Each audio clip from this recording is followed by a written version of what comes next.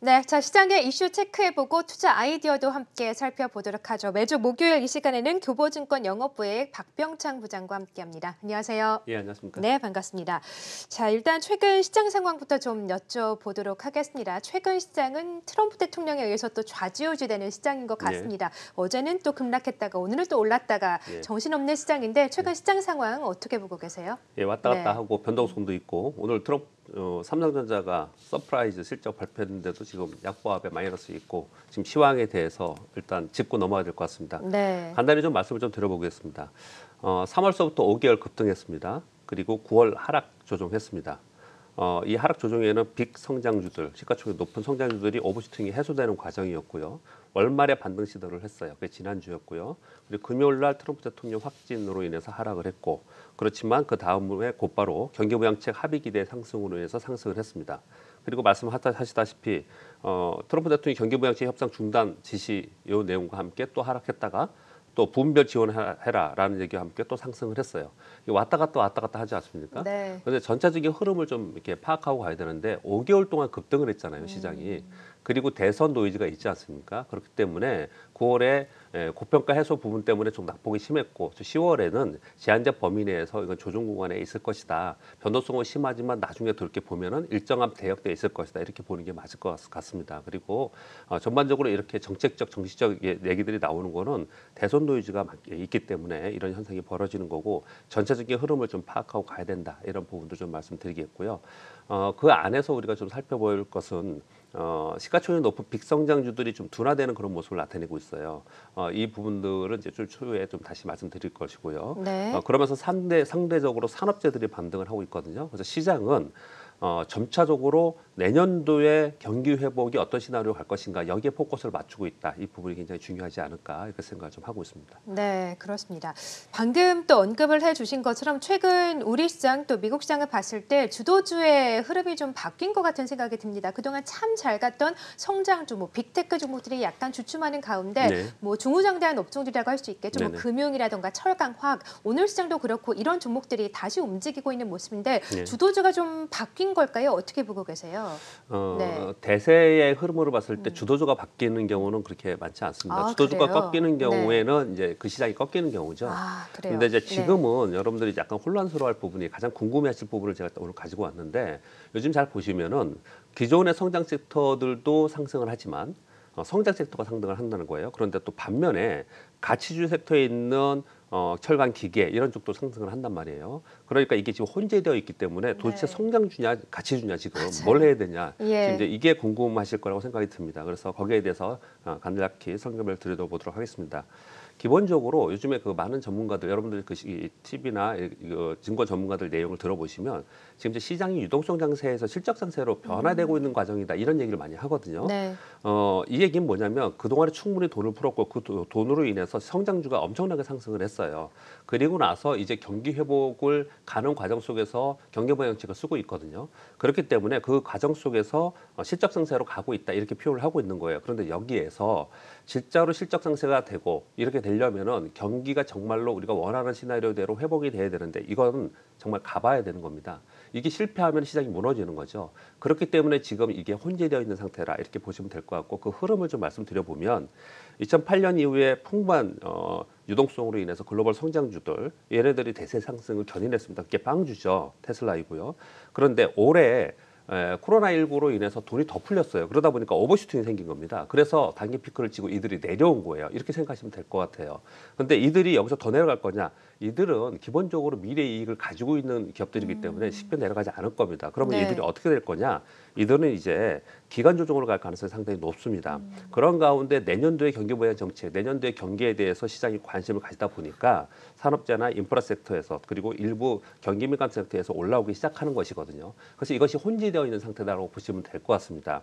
그런 가운데 그럼 기존의 성장주에서도 기존의 성장 섹터하고 지금의 올라오는 종목하고 약간 좀 변화가 생기고 있는데 그 부분을 말씀드리면 기존의 성장 섹터라 하면은 5G, 반도체, 소주부장 그리고 뭐 전기차, 언택트, 그린 뉴딜, 제약바이오 이쪽이었거든요. 근데 지금도 계속해서 전기차 얘기를 하고 있고 태양광 뭐 좋고 올라내려 하지 않습니까? 근데 여러분 잘 보시면 시장을 여기 저 밑에서부터 여기까지 끌어올렸던 이들의 주도주들은 지금은 어떻게 움직이고 있냐면은 추세적으로 가지 못하고 올라갔다 내려갔다 하고 있어요.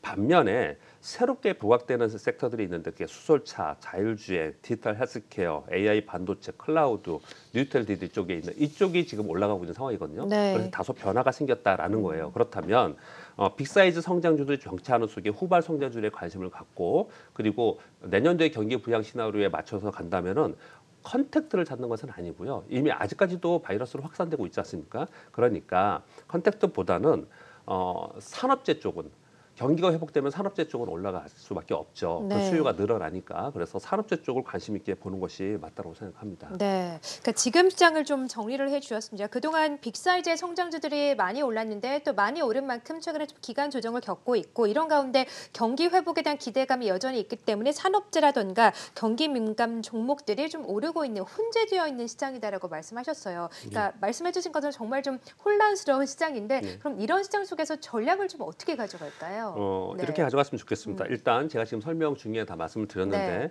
나스닥이나 주요 성장주들은 9월에 급락을 했죠. 그리고 여기서는 기간 조정 들어갈 가능성이 있어요. 이유를 말씀드리면 미국 대선에서 바이든이 우세 시에 상대적으로 약세일 수밖에 없습니다. 이런 내용 다 아시죠? 네, 그리고 성장주들. 네. 그리고 경기부양책 합의 시에는 가치주가 상대적으로 강세를 보입니다.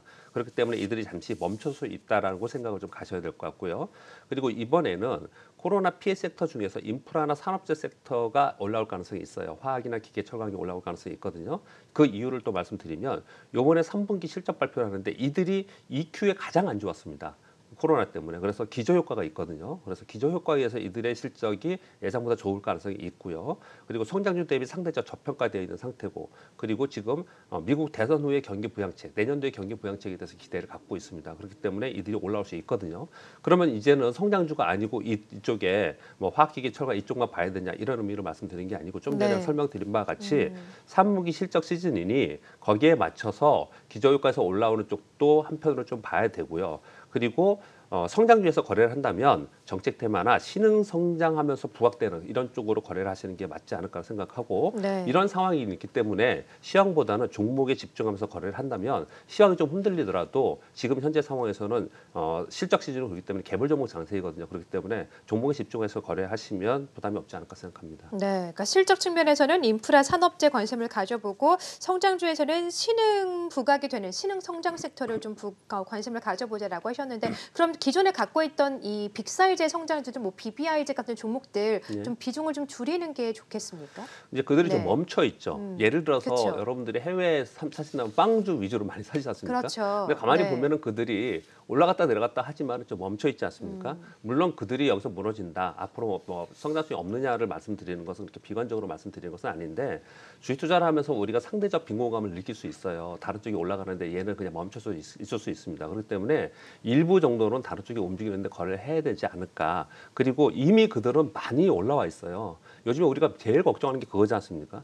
지금 시황을 좋게 보고 또 종목도 많이 활발하게 움직이고 하지만 많은 사람들이 시장을 걱정하는 사람이 굉장히 많고 아직도 비관론자는 굉장히 많습니다. 네. 그렇기 때문에 이미 많이 올라온 종목보다는 시장이 지금 풍부한 유동성이 있으니까 새로운 주식이 새롭게 밑에서부터 올라오면서 부각받을 가능성이 상당히 많기 때문에 그런 쪽도 눈을 돌리시라 이런 의미로 말씀을 드리는 것입니다. 네, 그렇습니다. 정말 혼란스러운 시장입니다. 지금 시장이 또 하락 저단을 하는 모습이 더 나오고 있는데 이런 시장 속에서 또 관심을 가질 만한 종목 어떤 것들이 있을까요? 오늘 뭐 두 네. 종목 가져왔는데요. 사실 새로운 걸 뭘 말씀드릴까 하다가 사실 기계 업종도 요즘에 좀 좋고 철강 업종도 괜찮은 종목이 있어요. 그런데 기존에 했던 거 지금은 시장이 좀 왔다 갔다 하는 상황이기 때문에 기존에 내 관심 종목들, 내 보유 종목에서 어떤 종목은 더 사고 제가 지난주에 그런 설명을 좀 드렸잖아요. 어떤 종목은 좀 덜고 이런 건 작업을 좀 해야 되는데 제가 이 시간에 이 방송을 통해서 그동안에 말씀드렸던 종목들을 쭉 제가 한번 살펴봤어요. 그 중에서 이 종목들은 아직까지 더 사도 되고 업사이드가 상당히 있다라는 종목 두 종목을 말씀을 먼저 드리고 시간이 되면 뭐 리뷰 좀 하도록 하겠습니다. 네. 하나는 JLK인데요. 신테카 바이오를 말씀을 드리면서 AI 헬스케어 종목 중에 대표적인 종목 두 종목이라고 말씀을 드리면서 JLK를 말씀을 드렸어요. 이 종목은 폐질환이나 흉부 엑스레이 등의 전문의의 의료 정보, 즉 인공지능 의료 솔루션을 가지고 빅데이터를 구축하고 이걸 클라우드에 연결하고 있는 그런 회사이거든요. 근데 이 회사가 뉴스가 하나 나왔어요. 전립선암 진단 솔루션 FDA 승인 기대를 한다고 나왔거든요. 이게 지금 무슨 의미인지 잘 모를 수 있을 것 같아요. 부연 간단히 말씀드릴게요. 미국에 이 회사하고 똑같은 사업을 하고 있는 회사가 하트플로우라는 회사가 있어요. 이 회사는 이 똑같이 AI 딥러닝 알고리즘으로 인해서 CT 스캔을 하거든요. 3D 모델 데이터를 가지고 있는데 이 회사는 뭘 갖고 있냐면은 관동맥성 심장병을 치료하는 이런 기술을 가지고 있습니다. 예. 진단 솔루션을 가지고 있어요. 네. 근데 이걸 영국의 버밍엄 병원에서 사용을 하는데 이걸 가지고 이제 사용을 한다는 거예요. 근데 이 회사가 시가총액이 그러니까 기업 가치가 1조 7천억 정도 됩니다. 그러니까 똑같은 사업력을 가지고 있고 향후에 발전성이 있는데 현재 지금 낮다라는 거죠. 네. 이런 회사들은 계속해서 추적해서 봐야 되고 지금 현재 뉴스도 나오고 있는 상황이라서 관심 있게 볼 필요가 있다고 말씀을 드리고요. 하나 더는 어버브 반도체 말씀드릴 건데 공교롭게 오늘 이 종목을 얘기하는 사람이 굉장히 많네요. 근데 제가 다른 각도로 말씀드려보겠습니다. 시스템 반도체 얘기를 자꾸 하는 것 같은데 저는 그런 각도로 말씀드리는 게 아니고요. 이 MCU 칩을 만드는 회사들 중에 우리나라 대표적으로 텔레칩스나 동원하나텍 그리고 어버반도체 이 세 종목이 있는데요. 텔레칩스는 자율주행과 연결돼서 최근에 급등했습니다.